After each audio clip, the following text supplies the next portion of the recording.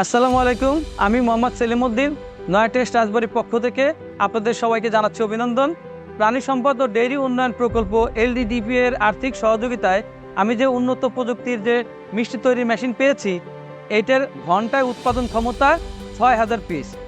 এই ৬,০০০ পিস উৎপাদন ক্ষমতা হওয়ার কারণে যেখানে আমার আগে ৭ জন কর্মচারী প্রয়োজন ছিল, সেখানে আমি ৩ জন কর্মচারী দিয়েই আমি এখন এটা মেনটেন্স করতে পারছি। এতে আমার আর্থিক খরচ সাশ্রয়ের পাশাপাশি সময়ও সাশ্রয় হচ্ছে এবং আমি যেখানে ৩০০ কেজি দুধের কাজ করতে পারতাম, সেখানে আমি এখন সহজেই ৬০০ কেজি দুধের কাজ করতে পারছি।